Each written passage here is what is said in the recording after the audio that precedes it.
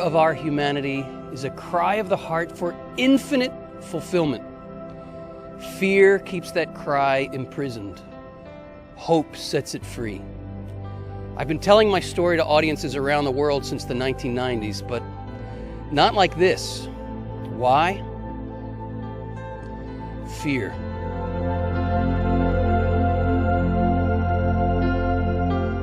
It was November 1996. Wendy and I were celebrating our first wedding anniversary. We were at a gathering with some friends, and somebody said, "So how's the first year of marriage been?" I said, "You know, a lot of people find first year of marriage pretty tough, but for Wendy and for me, it's been easy." Years later, my wife would tell me, "That's when I knew you were utterly clueless." We had our ups and downs like any married couple, but honestly, I thought the first 10 years of marriage were great. I had a great wife, I had great kids, I had a great career, I was traveling the world as a best-selling author and lecturer. And right around the 10-year mark of our marriage, I was offered a very lucrative book deal from the biggest publishing house in the world. My ship had come in, or so I thought. Little did I know, my ship was taking on water. And I would come to learn through various trials that I was wearing a lot of masks in my life. And I was looking to my marriage to fill that deep cry of my heart that only the infinite can fill.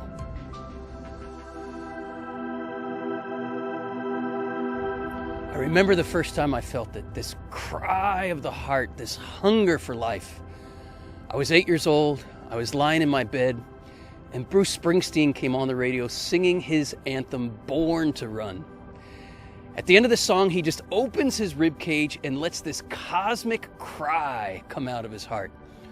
Whoa, oh, oh, oh, oh, oh, oh, oh, oh, oh,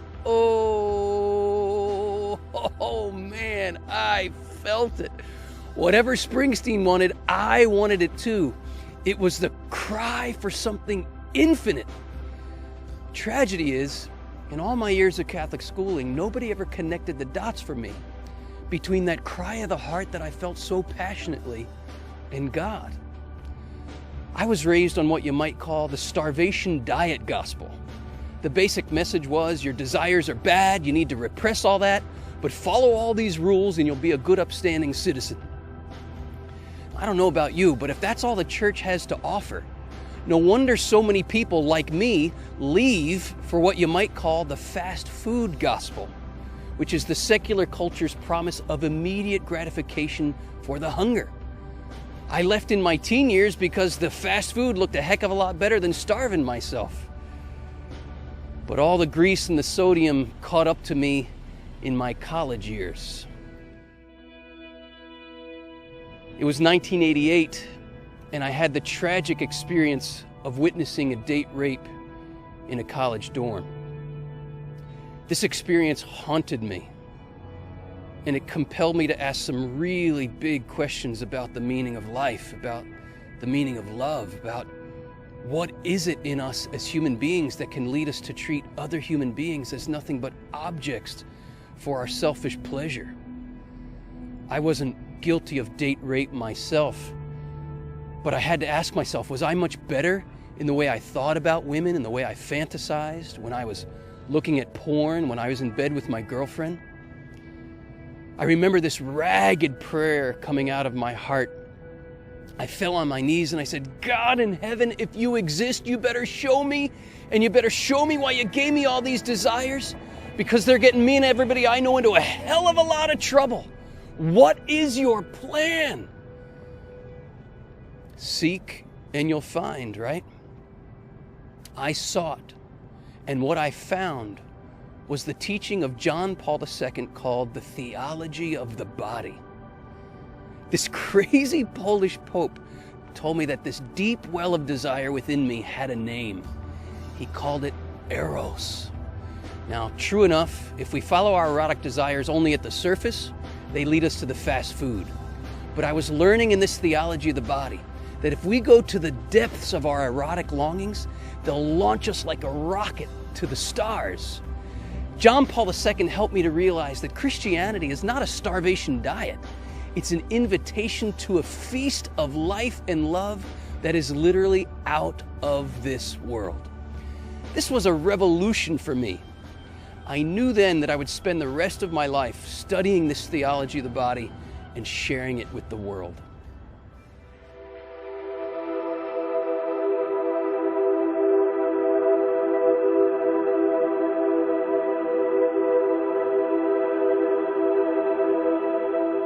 I had the privilege in graduate school of studying the Pope's teaching under a personal friend of John Paul II's, an overweight, chain-smoking, salty-tongued, disheveled priest named Monsignor Lorenzo Albacetti.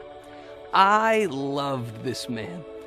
I pursued a friendship with him, and he would become a mentor to me over 20 years.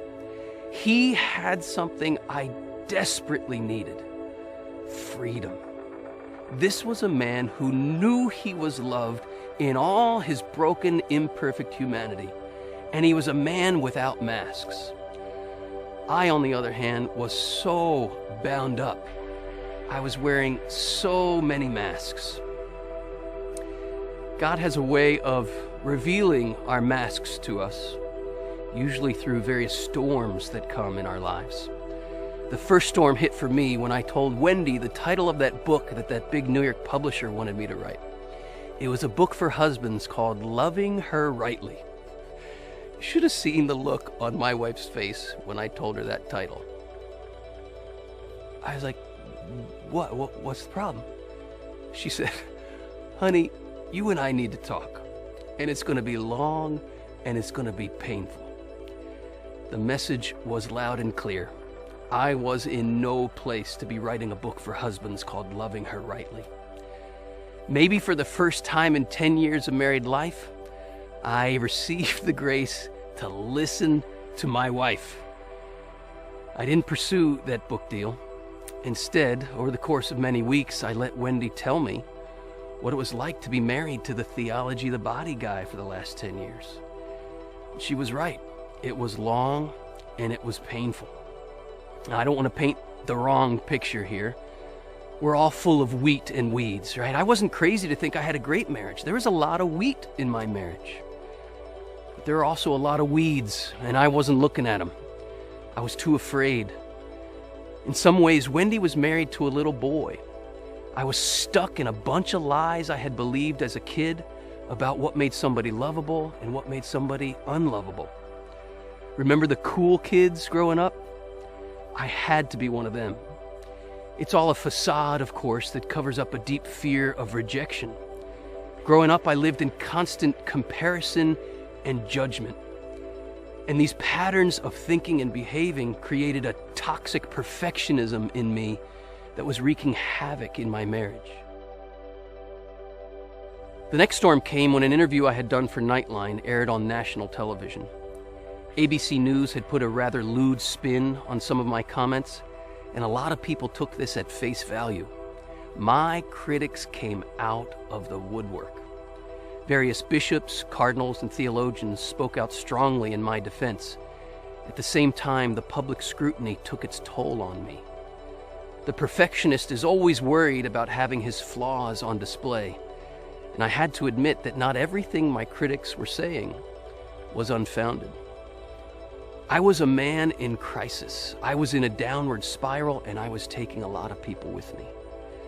I ended up taking a 6-month sabbatical to regroup, do some deep soul searching, and receive some intensive care from my spiritual director.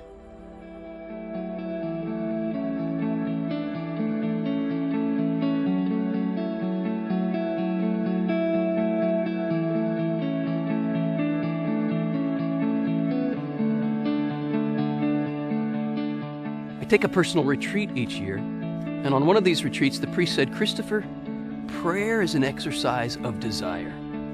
On this retreat, I want to help you get in touch with your deepest desires. Oh man, I had no idea what was about to happen. Sure enough, following his lead, I started getting in touch with some of my deepest desires, things I just hadn't looked at for eons. They came welling up, and with these desires came anger. I mean, rage at God. and I had it out with God. I was so angry that God had given me all these desires and just seemed to leave me in them without any hope of fulfillment. I said, God, I get it. I get it why people are atheists. I get it why people don't believe in you. Why do you give us all these desires just to leave us to wait? What the beep is that? Oh man, it felt good. Something just broke open in me, this well of desire and rage. And man, I felt alive. I also felt conflicted. And I went right back to the priest. I said, Father, it's been 3 hours since my last confession. And I told him what I said. And I'll never forget his response to me. He said, good prayer. Good prayer. Good prayer, he said. You just prayed your own version of Psalm 22 in union with Jesus. My God, why have you abandoned me? He said, you don't need to confess that you got honest with God. You need to confess that you haven't been honest with God. You need to confess that you've been wearing all these masks. Now you're taking them off. That's prayer. Prayer is where we get naked before God so He can love us as we really are. I thought, man, if this is prayer, it's making me feel pretty raw, weak, and exposed. But that retreat started me on a whole new journey of learning how to get naked before my Maker. I was learning that oh so important lesson that really takes us to the heart of the Christian life. When I'm weak, then I'm strong. During my sabbatical, when it seemed all my weaknesses were on display to the whole world, I felt so unworthy. I felt like such a fraud. And it seemed almost impossible to me that I could continue doing this work. One day, my spiritual director spoke right into the problem. He says, Christopher, you think a saint is someone who has somehow overcome his or her broken humanity? Nope. A saint, he said, is someone who has all of his or her broken humanity open to the merciful love of the Father. You don't need to be perfect to do this work, he said. No, you need to keep all of your imperfections open to God's merciful love. And that openness becomes the very riverbed through which God can reach other people through you. First your wife, then your children, then the people you're called to teach and mentor. Game changer.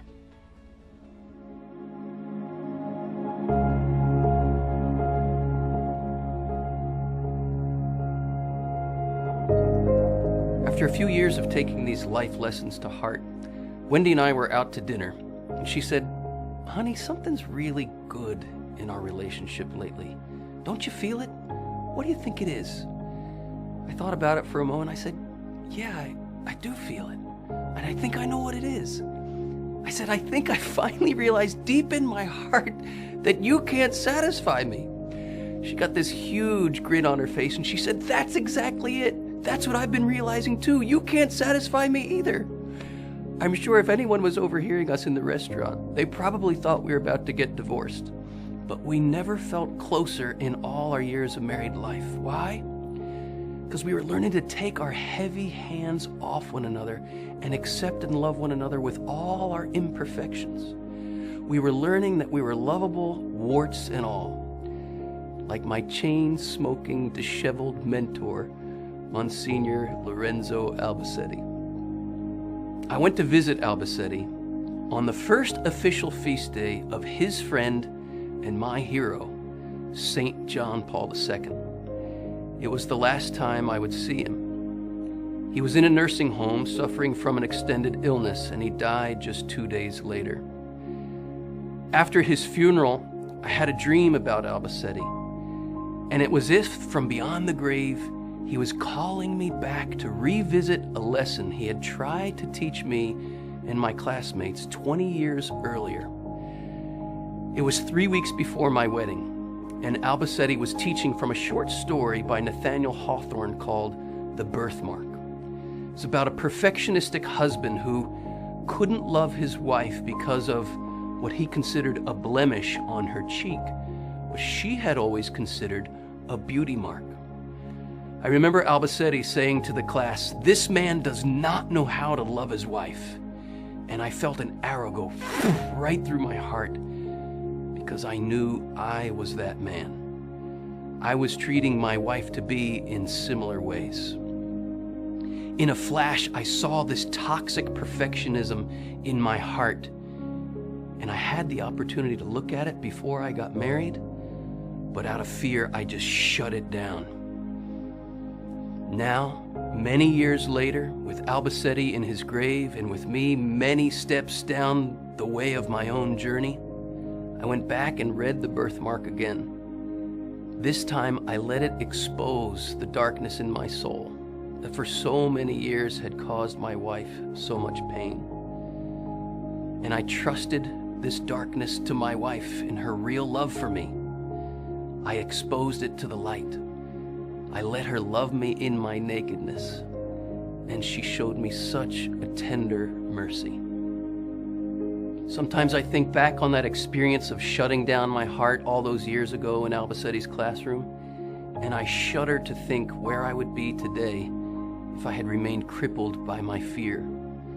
I'd still be crushing the cry of my heart and hiding behind a lot of masks. John Paul II's theology of the body is an absolute lifeline in a world that is drowning in confusion about the meaning of life, love, sexuality, and gender. But my life has taught me it's not a quick fix. It calls us on a long journey of transformation, and that takes a leap of faith. The more I've made that leap of faith in my own life, the more I have journeyed from fear to hope. All right, you got the video rolling, man? Yes.